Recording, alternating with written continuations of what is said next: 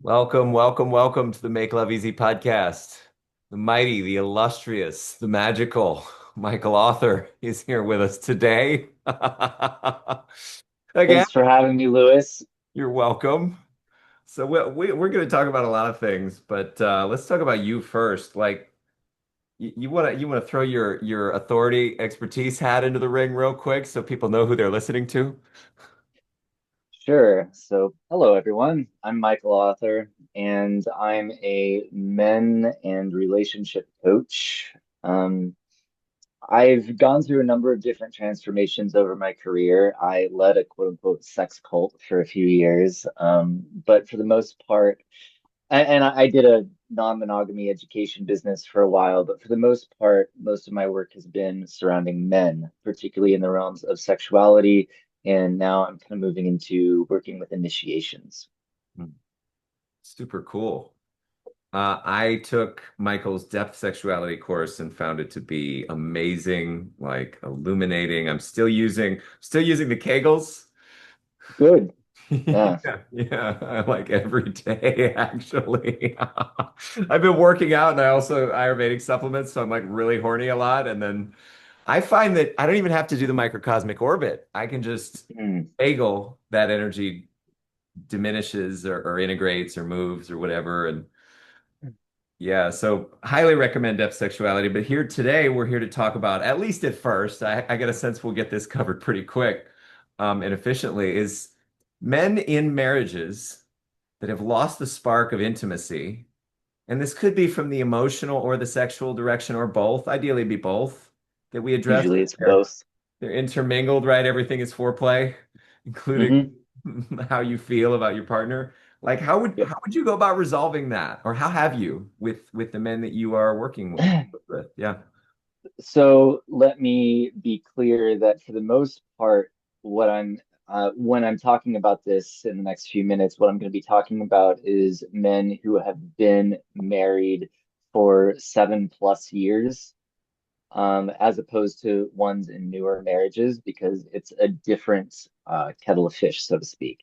Hmm. So the sort of person that I'm talking about has been in a relationship usually since a relatively young age, like 30 at the oldest, oftentimes a lot earlier than that. Um, and they've been together for 10, usually 10+ years, and oftentimes the sex and intimacy has hit at some point, usually right after they have children, a steep decline with it's kind of like it goes like this and then drops off a cliff, and then they're at this base part and it's like down here, like swimming in a sine wave, never quite getting back up to where their sex life was before children. um, that's the primary group of people that I'll be talking about first. Hmm. Make sense? Okay. And those principles, I'm sure, will extrapolate to some degree. Yes. Yeah, cool. So, you know, for many women, if not most, it's normal for there to be, and men too, really, a drastic shift in priorities once children enter the picture. First of all, they have to be breastfed, so there's the constant attachment, and it can be difficult to get time away for intimacy. Hmm. Oftentimes, the male partner sometimes can end up feeling somewhat resentful because he used to be a priority, but now the woman's priority has shifted to the children. And most men try to be understanding of that, but it's often just really difficult on everyone involved. And in order to navigate this shift in priorities, they usually fall into kind of a new normal, which involves, household chores, responsibilities. The man focuses on his work, and maybe they're able to get, steal an hour here or there. Um, but uh, yeah, it oftentimes ends up feeling relatively hopeless for the people involved, and can really tank the feeling of connectedness in a relationship. So the domesticity levels go up much higher, and the eros goes down much lower. That's the typical pattern. Um, Is it my hypothesis is that there's kind of a biological switch that shifts that leads to that priority being an experienced reality. Is that part of it or yes, I'm sure that, well, actually, I know, yes, because the bonding hormones are occurring between infant and child. And I would say that oftentimes in situations like that, where the male or the husband has occupied a position of more provider caregiver, it's much more caregiver energy. So there's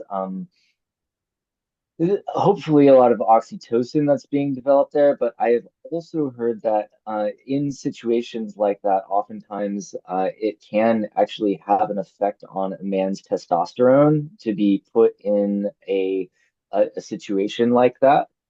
Um, so oftentimes men will find, oh, my T levels are really low when they're in this state as well. And but I would say I'm not an expert in the biology of it. What I would say is I'm more versed in the energetics of it. Hmm. So how I would have somebody address that sort of a disconnect is first I would take stock of where their energy is going generally.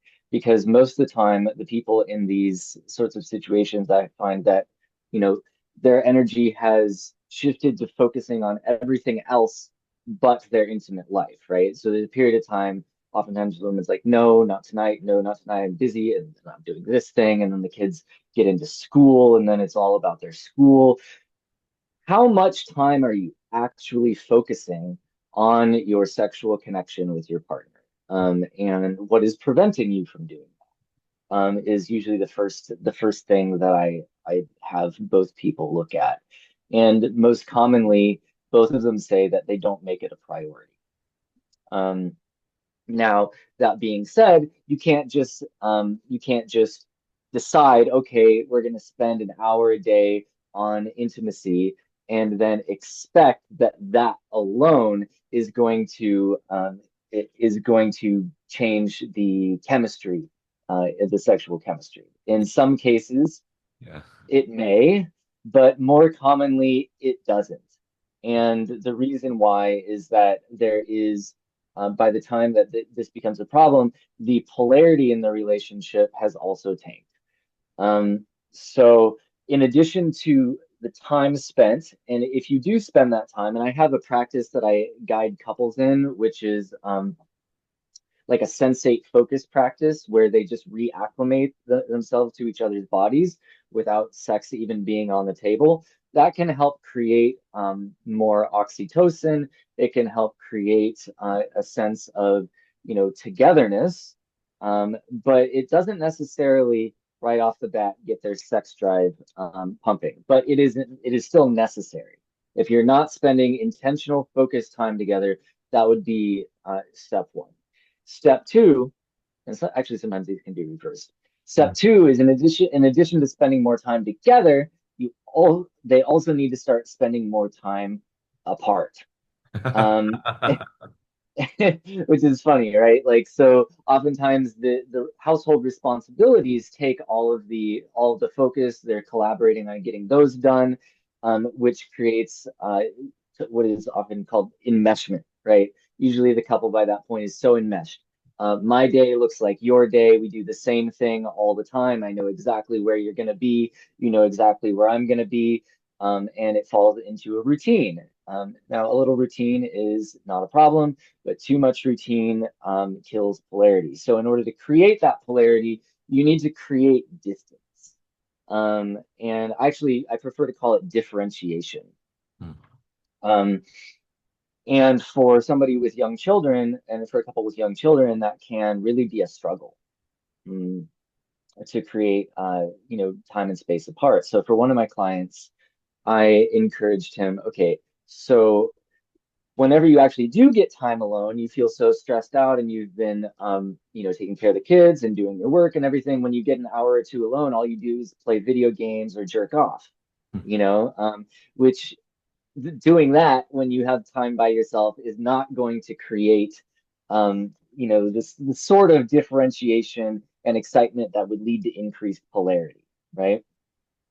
Um, Oftentimes people in these situations, when they finally get that time alone, they don't even know what to do with themselves. And it's often feeling like they have to steal it away. It's like, oh my God, finally I have this time. Okay, what am I going to do? Waste that time, right? Um, so in order for it to have a good effect, it needs to be time away that is, or time to yourself for your own pursuits, whether those be hobbies, hanging out with friends, going on trips, whatever it is. It needs to be consistent enough that it doesn't feel like, you know, you don't know when the next time that you're going to get it is, right? And that can be a difficult thing to create. Um, a lot of the difficulty actually comes from feelings of shame or guilt, right? A lot of parents feel that when they have their children deserve all of their time, energy, and attention, and they feel that they don't deserve or that it's irresponsible of them to take time to themselves. Yeah, what I'm also hearing is there may be so there's Mhm. like two different angles or horns Yeah, of shame and guilt. There's like the shame and guilt from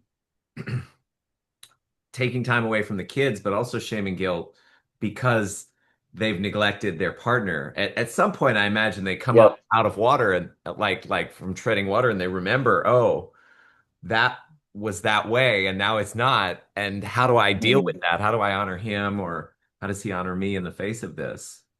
Yeah, absolutely. And I want to go on a brief aside here. Part of this is due to have you ever heard of the term silo relationship? No, please. So a silo is like, a place where you store grain or, missiles or whatever.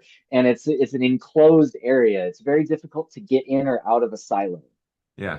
And uh, Oftentimes couples hold their relationships and their families like silos. It's like they live in their house. They rarely leave it. When they do leave it, it's to go to the store or go to work. They don't have a sense of community.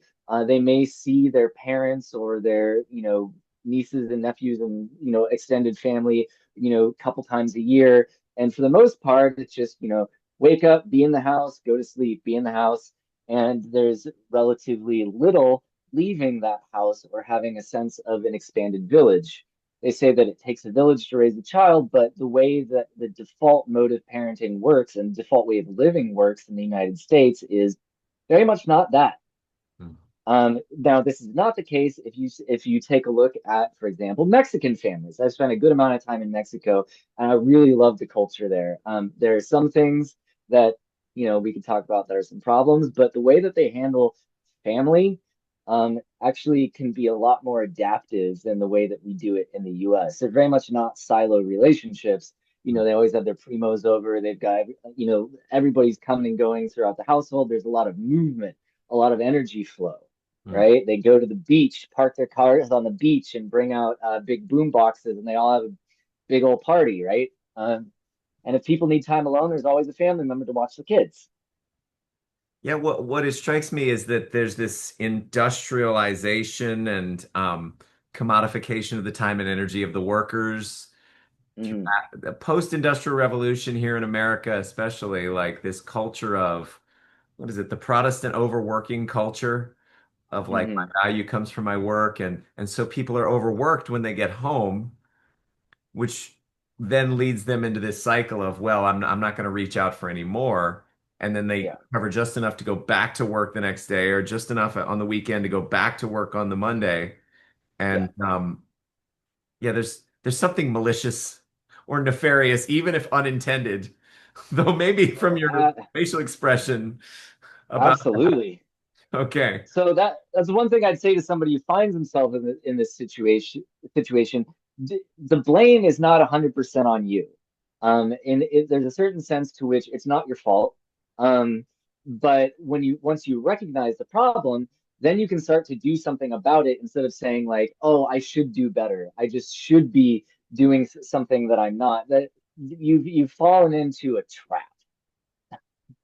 So if I may extrapolate forward Mhm. from what you've shared, like uh clearing away the guilt and the shame, allowing space inside oneself to focus on this again, Mhm. and choosing to set aside or create time with one's partner to focus on it after Mhm. differentiation has set in or been practiced. Yeah. And Yes. then if the spark just isn't there, they would hire a depth sexuality coach, right? I mean, Right. Maybe. So there's a few things that could be going on. And now for some people, the solution that I've outlined here of, have creating that focused time with your partner, and then also building differentiation into your life, sometimes for some people that's enough. But there can be other causes as well. And the most common cause that I've seen of sexual disconnection in relationships outside of just structural uh-huh. issues with time and children is trauma. Huh. And sometimes these things can coexist. So Hmm. I've I've encountered some clients where the female or the male, but usually it's the female, recognizes at a certain point that she has a lot of squick or ick surrounding sex and just no longer feels that she wants it anymore, right? It doesn't bring her that much pleasure. She has certain amount of bodily shame and or um, insecurity that guides a lot of her behavior. And it feels like broaching the subject of sexuality brings up so much for her that she'd just rather not. And oftentimes that's something that occurs in a relationship once the honeymoon phase is over, right? So the honeymoon phase is over. All of a sudden, they start seeing their partners as they really are. Really are. They don't have the cocktail of chemicals keeping the going, and people's trauma comes up. Um, Oftentimes, especially if people are working and have children, it can feel daunting to even broach the subject of, okay, I don't actually want sex, and I recognize that a lot of this is me. My partner wants it a lot of the time. I can there there's probably a part of me that wants to blame them for not approaching me in a way that I would like. But I recognize at a certain point that I need to take responsibility for my own turn on and my own desire. So if the problem is trauma, then the important next step is actually uh, doing that trauma healing, Hmm. which I will say, how do I, if somebody asks, okay, so this describes my partner. My partner doesn't want sex. I'm fucking out of my gourd, frustrated. How do I determine what the cause of this is? And what I would say is if you or your partner uh, do not have the capacity to even find or engage with your own turn on. And you're kind of putting all of that responsibility on your partner to approach you in the right way in order to feel turned on and alive. That's trauma. Um, Hmm. it is each of our responsibilities to be able to access our own turn on, our own desire, and our own aliveness. And if you or your partner does not have access to that, then that's likely to be something that is personal, individual work rather than something that you're necessarily going to get all of the way through in relational work, if that makes sense. It does. Like there's uh there's an accumulation internally of stuff that only now is coming to the surface that is Mhm. now putting a block in the way for the experience of intimacy. And they're on the tail end of that limerence chemical release period. So um Yeah. it, Well, the difficult part about it, and why a lot of times the woman will say, like, for example, my partner doesn't touch me in a way that I like. There could be two things to that, and sometimes they're both happening at the same time. Sometimes the man just doesn't know how to touch a woman, but more commonly that's concurrent with the woman uh, not being in a space where she's really able to um, connect with him and really instruct him and guide him to touch her in a way that increases her pleasure, right? She's already in a state of feeling pleasure in her body, and then he can come in and engage with that pleasure and help to amplify it. But when that pleasure she doesn't have access to on her own, then it's basically an unwinnable game. Try to get him to touch her in a way that will provide pleasure and will just create disappointment after disappointment after disappointment. If she is not in direct access for herself, Yes. pleasure especially is what I'm hearing. Yeah, the worst feedback loop that I've ever seen, and I see this actually pretty regularly, is the woman will be like, "Well, you need to touch me in a way that I like." And he's like, "Okay, babe, I'm here. I'm showing up. Let me try it." And he will start trying to touch her in a way that she likes, and nothing is good enough, right? Nothing is good enough, or she has to fake it, or something or other, and encounters, therefore the time between them becomes more and more and more until all of a sudden, they're having sex 3 times a year and she's doing it out of pity, Hmm. right? And that's a horrible feedback loop because then the man is like, there's something wrong with me. And the woman's like, oh no, there's something wrong with me. And they both feel so much. It's like, I don't even want to touch this. Like this feels intractable. Yeah. Yeah, so we've telescoped out from the structural Mhm. constraints Yeah. to like the more trauma driven that probably a lot of people are dealing with. Hmm. I'd say probably most people are walking around with unhealed trauma. And this, I'd say everybody. okay, everybody. And then this is Yeah. just a particular flavor that can show up for some Yeah. people. Now, the other side of it, and the side that, interestingly enough, was the original intention and target for this was and the rest of it is great because those are edge cases compared to this part of the bell curve Okay. in my mind. Yeah. And it's great to be able to resolve and distinguish and filter for what you're actually able to handle if you're conveying Hmm. a skill set. So I've started targeting in my marketing entrepreneurial men who want to reignite intimacy in their partnerships. And my Hmm.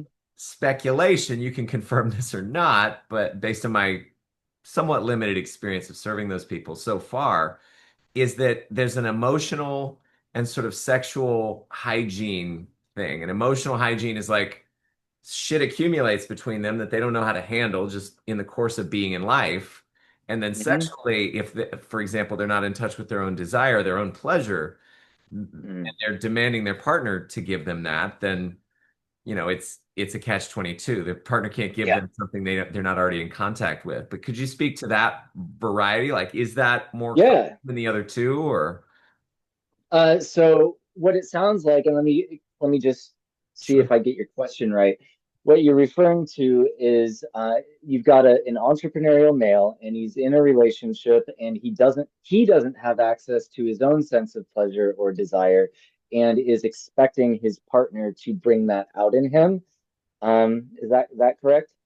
To some degree. So that's one angle on it. Another angle is Hmm.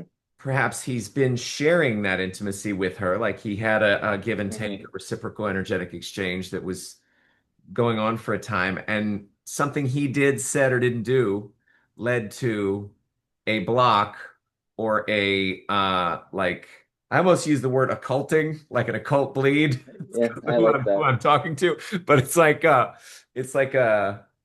waxy buildup of stuff that prevents people from engaging anymore because of like resentment or frustration or Yeah, now that is a problem that sounds relational.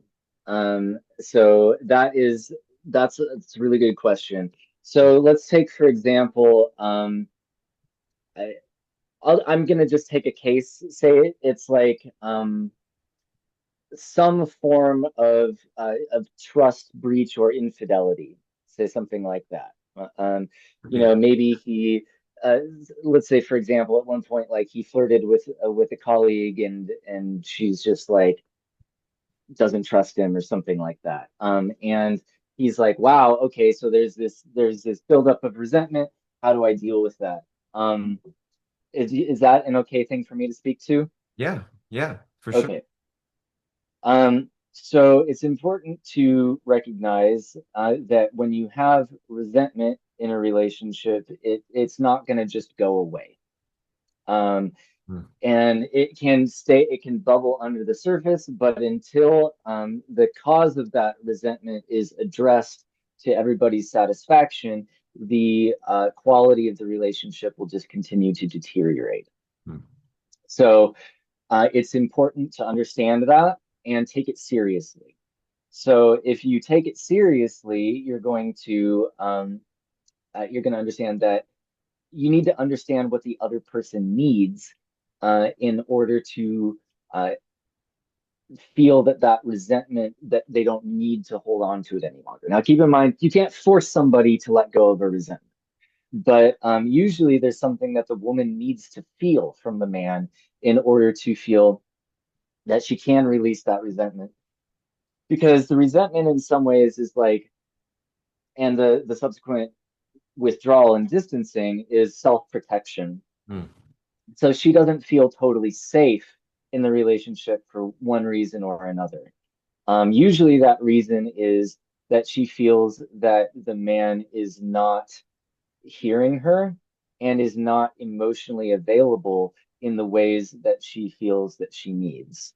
mm. So, in order to address that, I would recommend that somebody who has that sort of buildup go and start regularly seeing a couples therapist.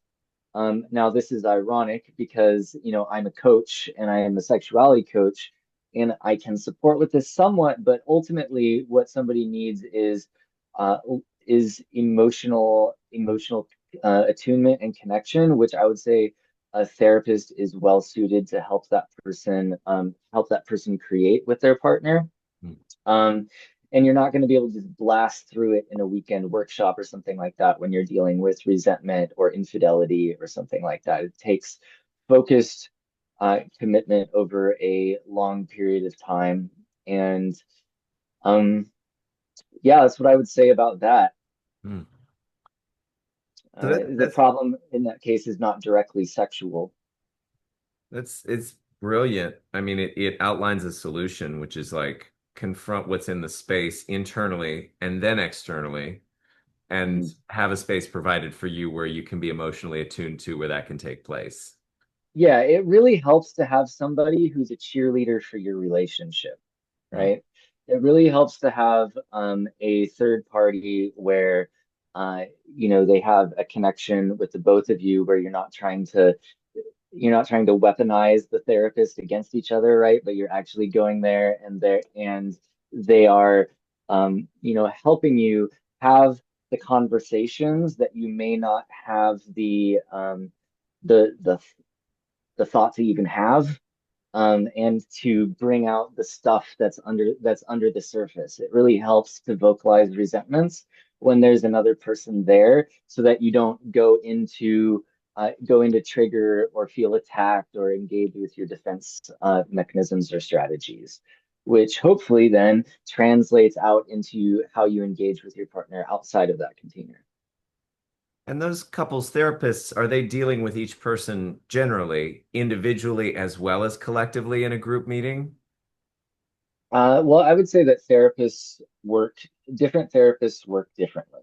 Yeah. When I'm doing a more therapeutic container with a couple, which I do, I'm not a therapist, but I will do couples coaching occasionally. When I do that, how I do it is I meet with the woman, I meet with the man, and then I have a joint call with the both of them.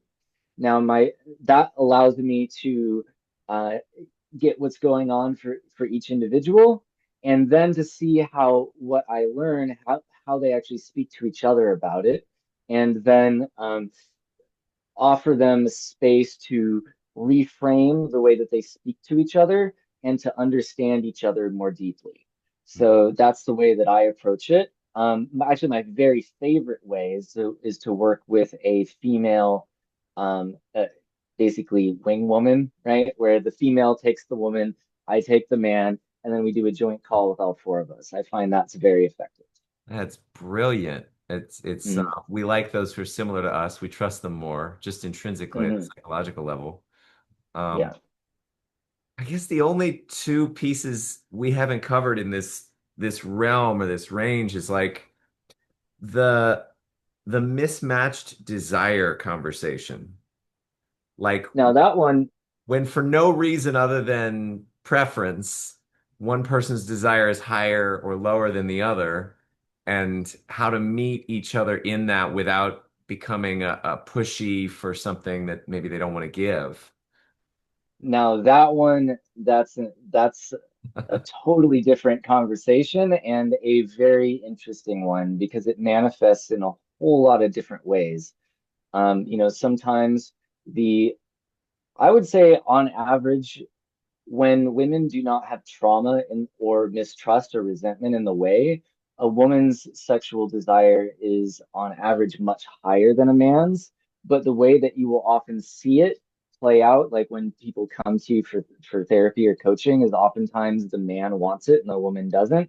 Hmm. But when I see that happening, what I recognize immediately is that the woman's just not in her desire. Because if she were in her desire, she'd be blowing him out of the water with the amount of sex that she would be, up for.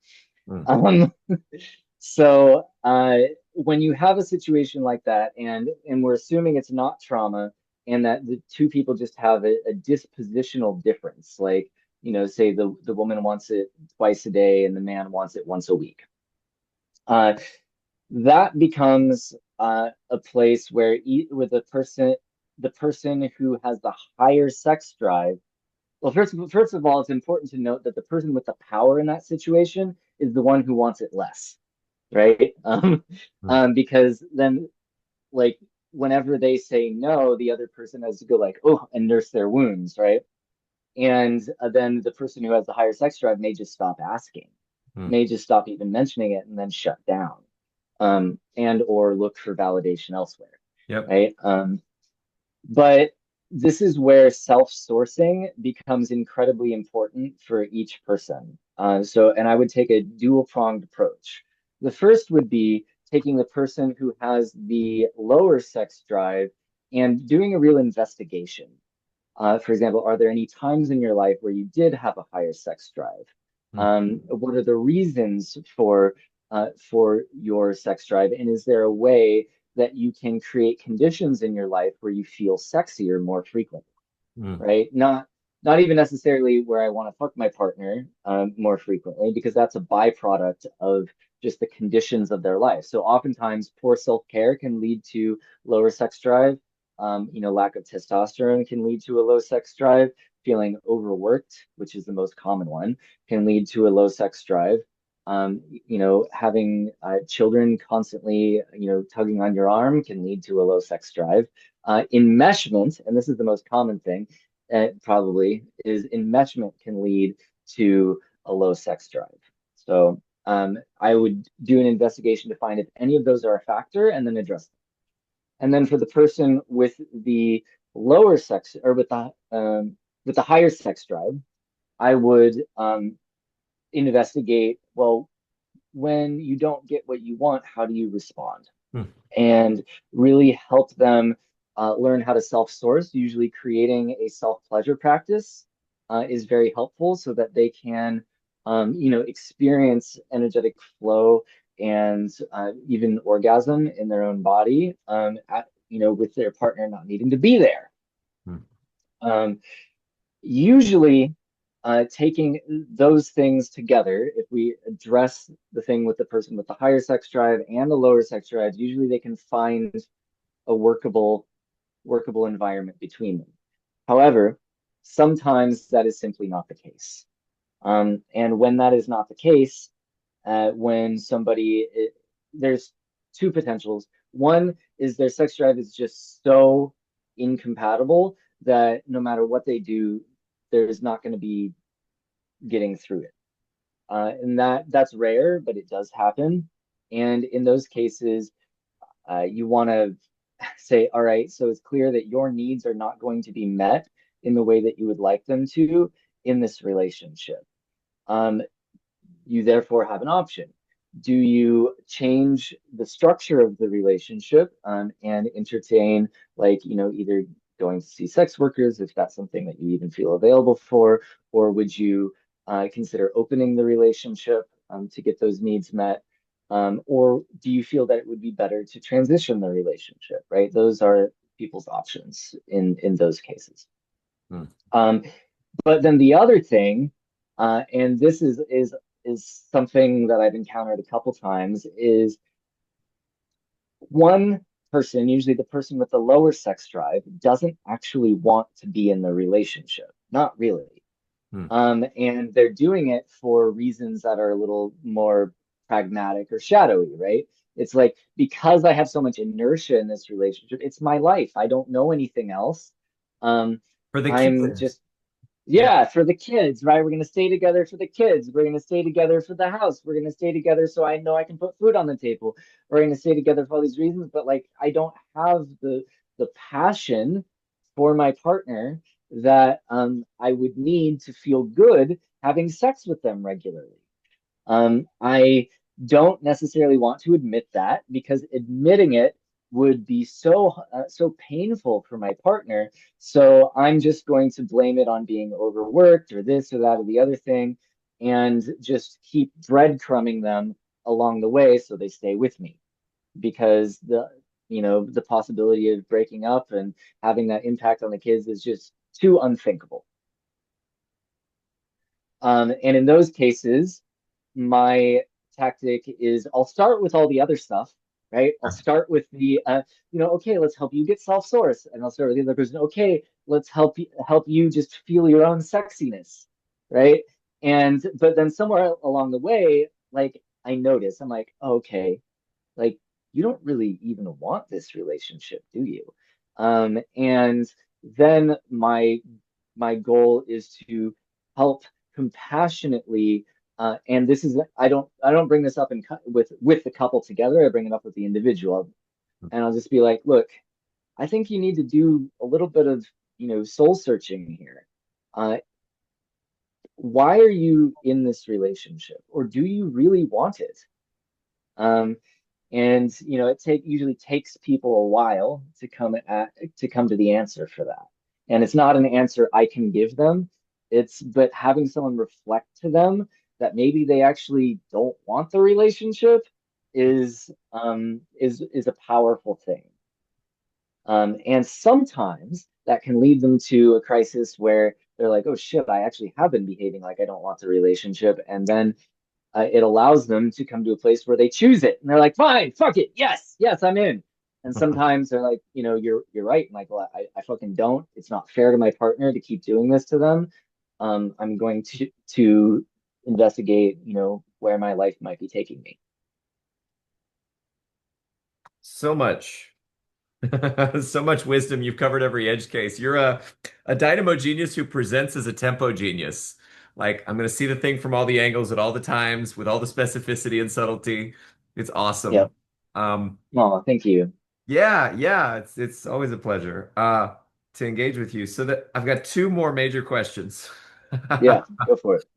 One is directly related. It's this, and then we've got a bonus question if we have time. But are there marriages or relationships where sex stays great over time? Like I'm talking 10, 15 years in. I've got an example. One of my best friends is internationally renowned tantra teacher, and he used to say at the beginning of every retreat, he's like, "Oh yeah, you'd think our sex would get boring, and but actually it got better every month as we deepened."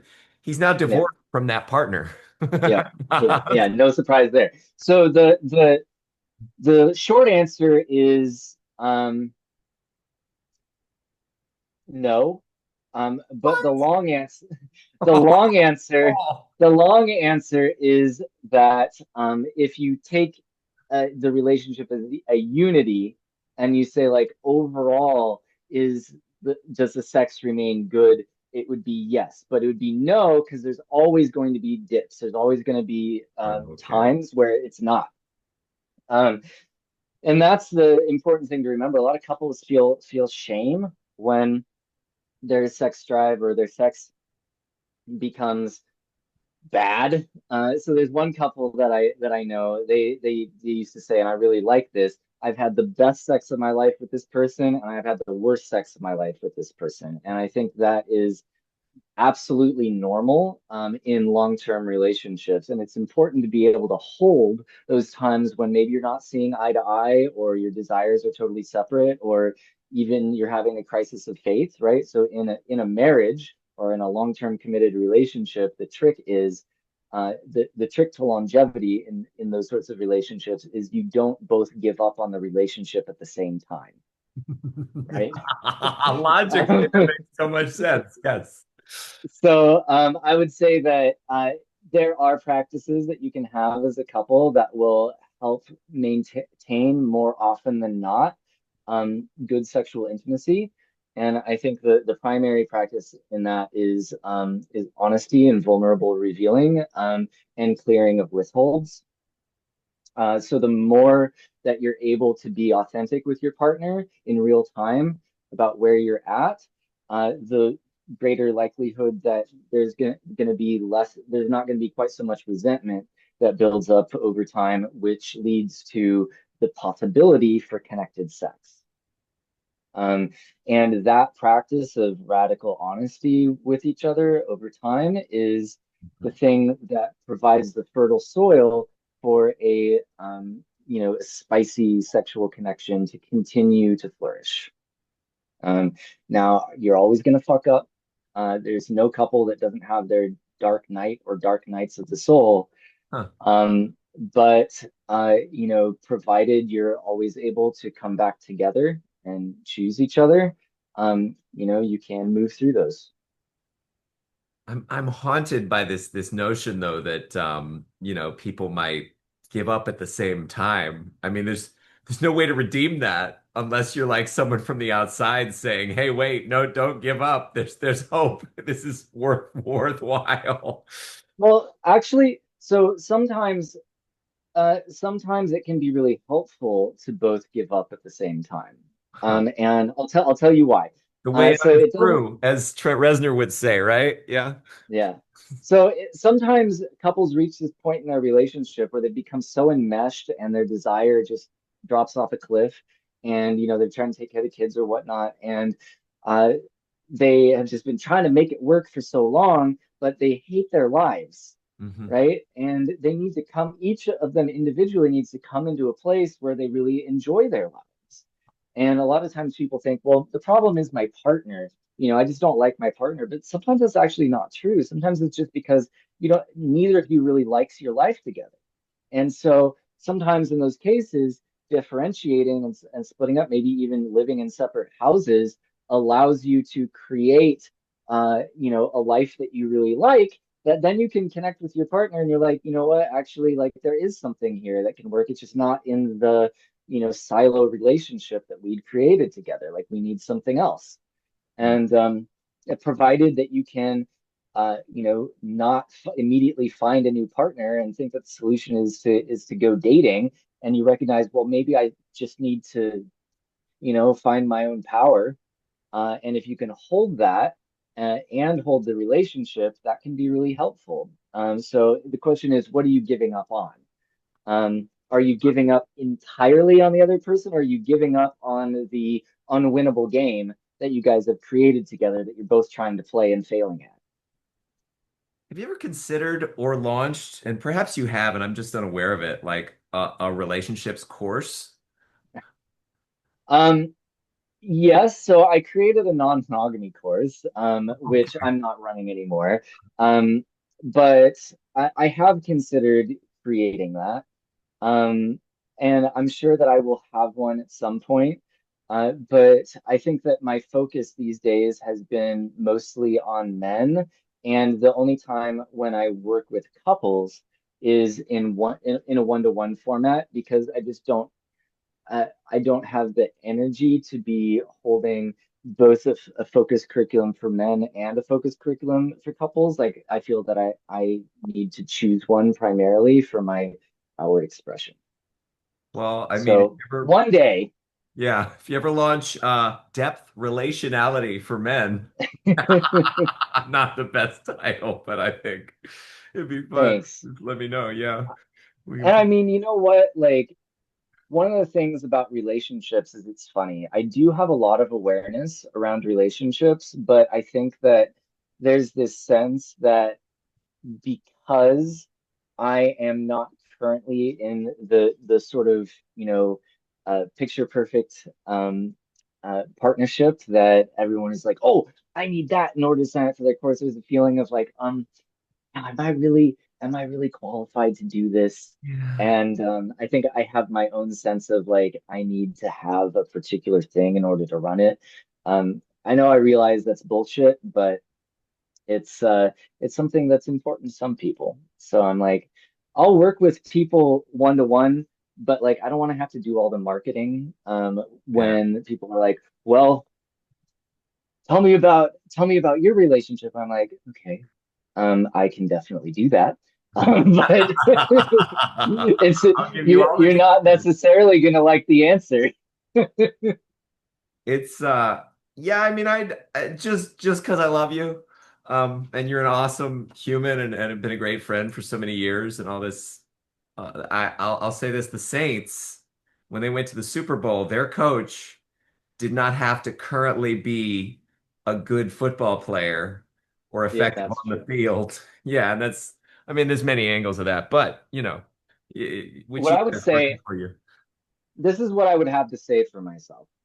The level of meeting myself that I've had to do to have all of the relationships that I've had is absolutely intense. I have encountered so many different flavors and textures of dysfunction and conflict that I know them all very intimately, and I have been through the fire many, many times.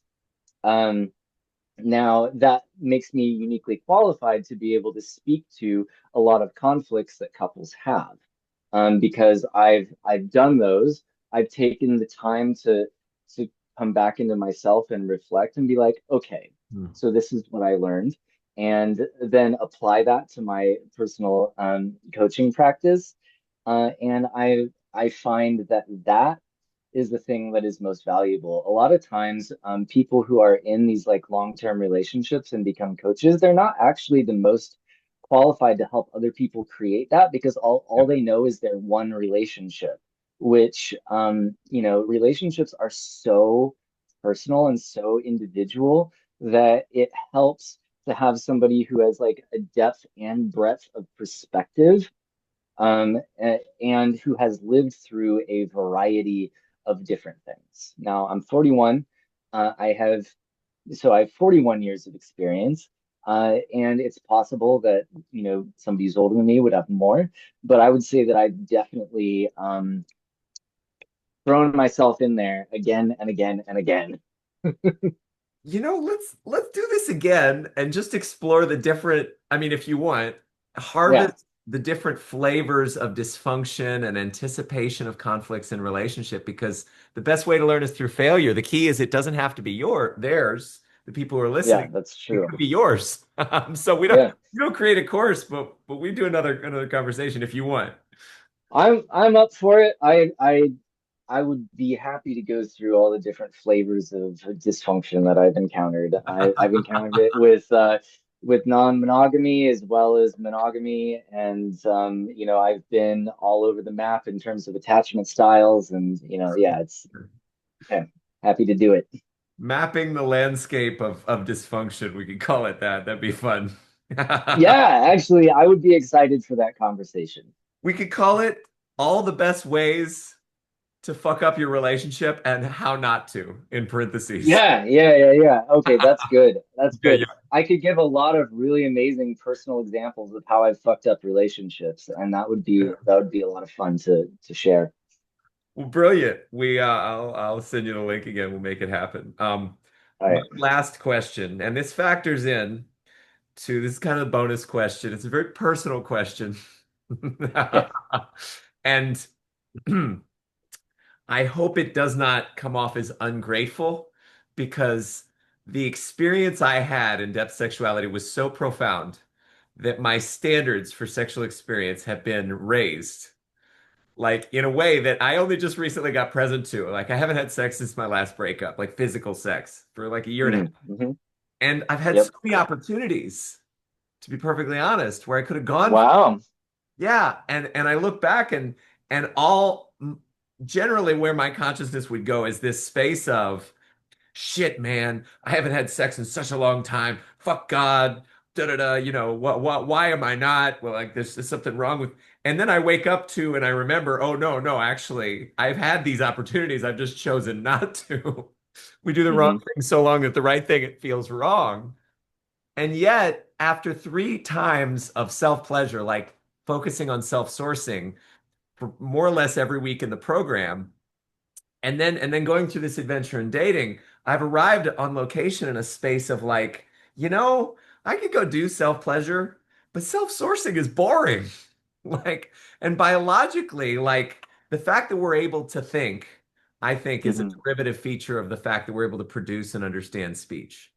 And in the Hmm. same way, if you look at the penis and the vagina, it seems like there's a certain function evolutionarily that we're able to play. And the fact that we're able to Yeah. self-pleasure seems derivative on the fact that, we're able to reproduce and have pleasure. I think it's the guy in it's not Stealing Fire, it's Recapture the Rapture, Rethinking Death, Sex, Okay. and God. He talks about how fun a trick it is that evolution plays on us to like to pursue this pleasurable thing, and then it ends up being about reproduction. So like, I don't Yeah. know. I mean, just for fun, what would you say to someone like me who's now valorizing? Like I'm bored with personal like self-sourcing. I'd rather have sex with somebody who's not necessarily my wife, but who I get to experiment with. And because I was waiting on my Hmm. wife for some period of time there too. Yeah. Yeah. Like just open up. And I think there are probably people who hit that ceiling inside of the self-sourcing, answering to the problems that we were already talking about, was where this becomes relevant and not shameless self request for Yeah. coach. Like it's like where there and it also seems to play into the answer of the question of do we restructure or renege or like transition the relationship? Because that maybe they're willing to put up with, all right, she's not going to give me any of what I need, but I've self-sourced, so I'm more full more of the time. And there's a certain Hmm. variety or flavor of sex that is interpersonal, that tastes different, Yeah. feels better Absolutely. for some people. Hmm. So, yeah, what would you say to all that? So let me see if I can tease out what the question is. So the question is that there's a man who's in a relationship that he's not necessarily ready to let go of. He has been self-sourcing and he has a solo pleasure practice, but he wants to have a flavor of intimacy or sexuality that is not seemingly available to him in his marriage or relationship. Is that the question?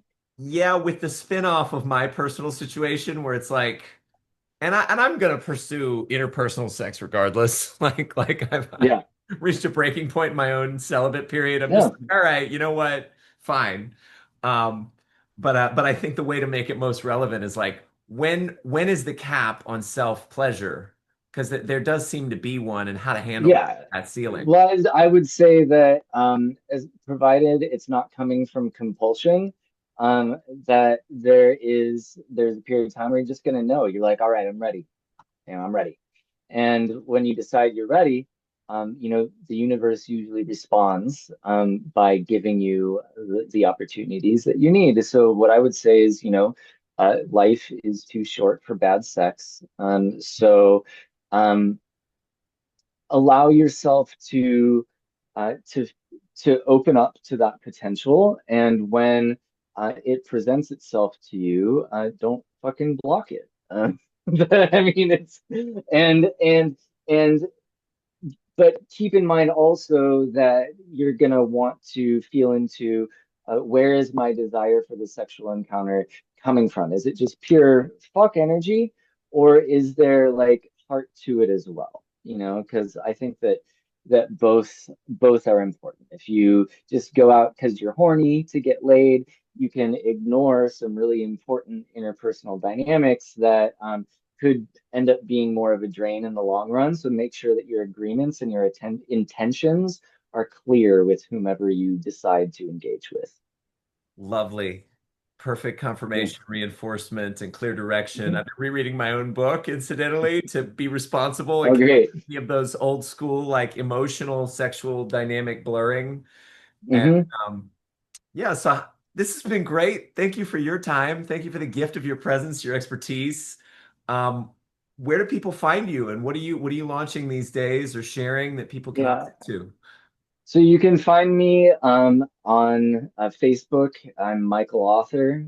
You can also go to WTFDYW.com, which is what the fuck do you want.com. And so I have like a cyclical sort of offerings in my sphere. So what I'm doing right now is in a couple weeks, I'm going to be starting a new phase of my men's program called the Man You Are Becoming, which helps you clarify the man that you are choosing to live into through a set of visualization practices, accountability, those sorts of things.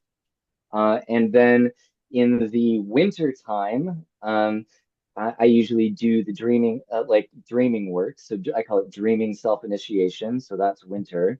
And then in the spring, I do depth sexuality. So that is that those are kind of the three upcoming things I'm going to be doing. Beautiful. And if you're interested in any of those, just reach out, send me a message. Well, thank you for helping people from your angle, from your life, Mhm. and your expertise in the ways that you do, and helping our people to make love easy. And I'll Yes. end with this. I think it's really criminal if you don't title the dreaming portion that you teach in winter, or I think you should title it Winter is Coming. That's funny. Yeah, that's a great title for a sexuality course in the winter. I will consider Oh, that. yeah, Thank yeah, you. yeah. But then you need a model, like a stripper whose name Yeah. is Winter. Anyway, okay. Oh, right. Yeah. Yeah, all right, All y'all. right, brother. Thank you for listening and have the most beautiful day, y'all. Please feel free to comment, share, subscribe, all the things.